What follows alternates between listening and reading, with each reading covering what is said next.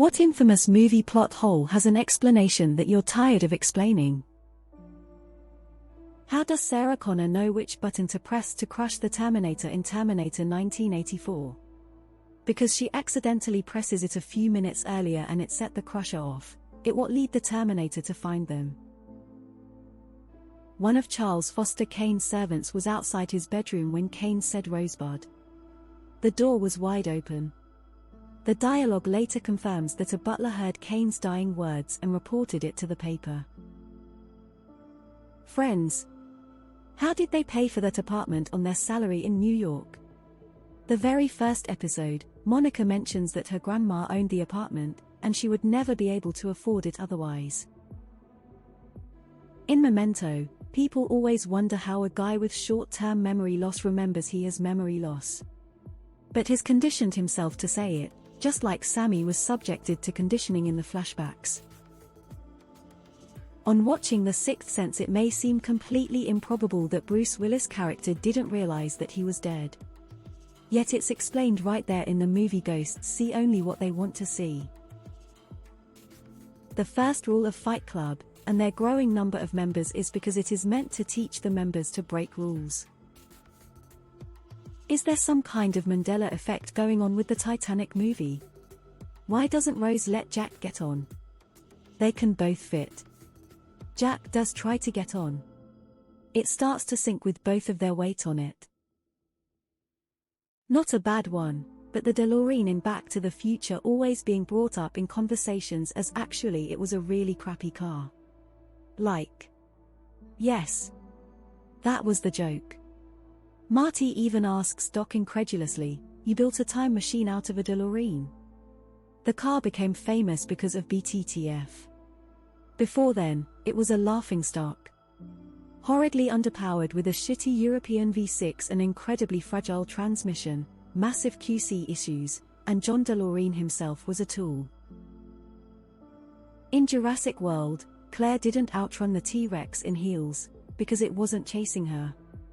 The dinosaur was conditioned to equate the flare with feeding time, so it was patiently following her to an anticipated meal. The situation is similar to how zookeepers can have limited interactions with lions and bears.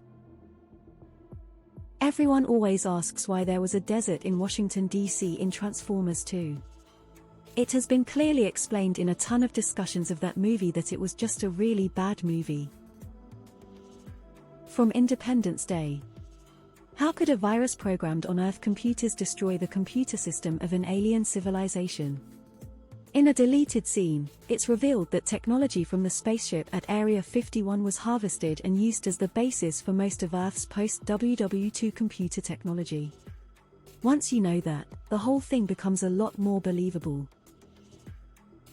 For the people who spend all the Star Wars movies saying, "Why don't they just Jedi mind trick everyone into doing this or that?" Obi-Wan is very clear the first time he uses it that it works on the weak-minded.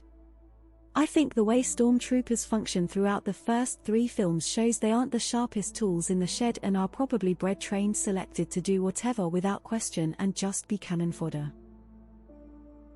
Toy Story. Buzz stops moving in front of humans but doesn't think he's a toy. His delusion is the whole point. It's what drives Woody crazy. He tries explaining it to him. "You are a toy." Home Alone, it's very clearly explained how they paid for the trip to Paris and that Kevin's dad didn't foot the bill. Tom Cruise is not the last Samurai, Ken Watanabe is. Cruise is just the POV character. It's not a white savior movie, but instead is a white colonialist learning about the value of native cultures and people. Jack and Rose couldn't both fit on the door in Titanic.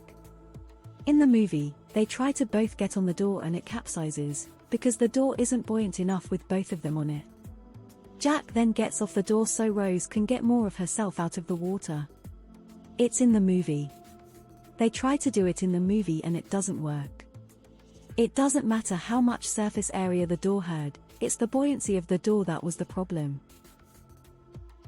People sometimes wonder how Indiana Jones initially remained skeptical of the mystical events happening in the second film, when he just witnessed a magical arc mass killing a bunch of Nazis in the first film. But that's because the second film is a prequel. Lord of the Rings. The Eagles.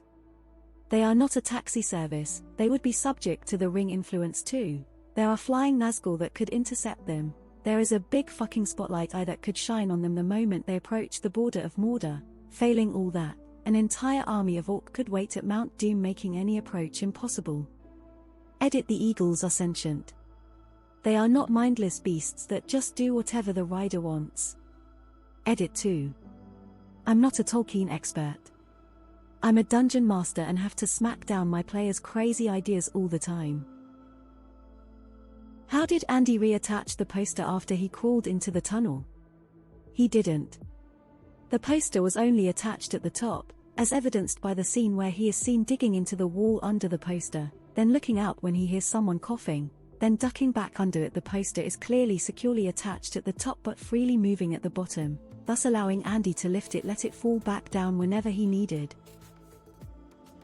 If you watched your child grow up for years, you wouldn't suddenly say, "Hey, doesn't he look like that kid we knew for a week 30 years ago?" Especially because there were no pictures of Calvin Klein. You'd probably just see the designer and assume that was who you met. I'm not quite sure if this will be clear since I'm not a native English speaker. In Endgame, at least in the reviews, I've always heard that Tony finds the solution to time travel at his first try and how lucky he is.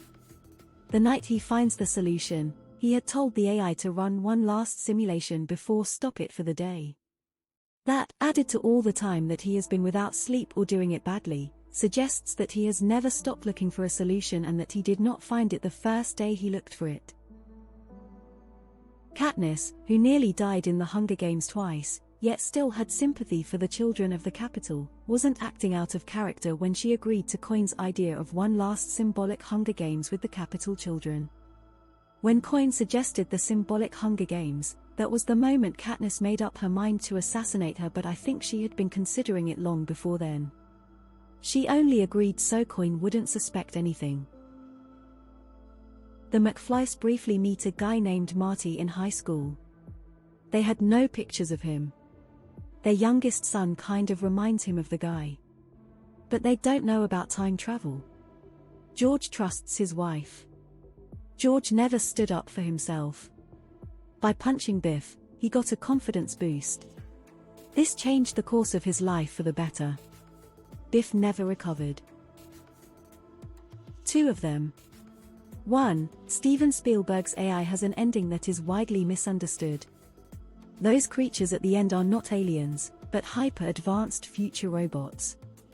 As aliens, the ending makes even less sense. 2. Star Trek II: The Wrath of Khan. It's a common Trekkie question about how Khan could possibly recognize Chekhov, since the character had not yet joined the cast during Khan's original episode in the first season. Easy explanation was that the character was there, but met Khan off-screen.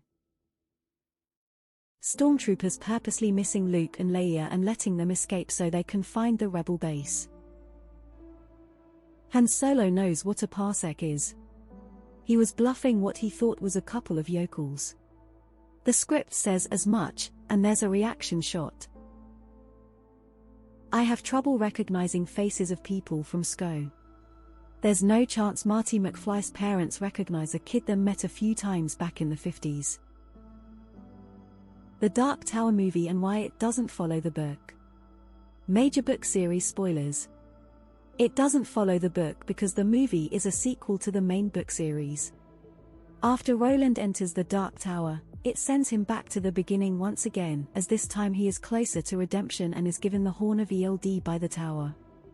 He carries the horn in the movie. I'm not saying the movie is good because of it, still a dumbed-down action movie that would disappoint fans and newcomers would be lost. Edit added an additional spoiler warning. The Karate Kid. Both Johnny Lawrence and Dutch both score on kicks to the face in the All Valley Karate Tournament. The crane kick is legal. The Dark Knight Rises. Bruce escapes the prison that's in the middle of nowhere, and the plot hole is how he got back to Gorham fast enough to save the city. When he escapes, you can very clearly see a town in the background that's within walking distance. It can be very easily explained that he made a freaking phone call and flew back. Not necessarily a plot hole, but I'm sick of hearing how Raiders of the Lost Ark would turn out exactly the same without Indiana Jones. I don't think that's an accident. It's probably true of a lot of other movies as well, and is definitely true of real-life quests that people have done. The adventure Indy has is the point of the movie. Not a movie, but the Office TV show. Ever since it ended, people have had a theory that Toby was the Scranton Strangler. Toby was on the Strangler's jury, convicted him, and later visited him in prison, to say he now thinks he may be innocent. During the visit, the Strangler strangled Toby, leaving him in a neck brace. They clearly convicted the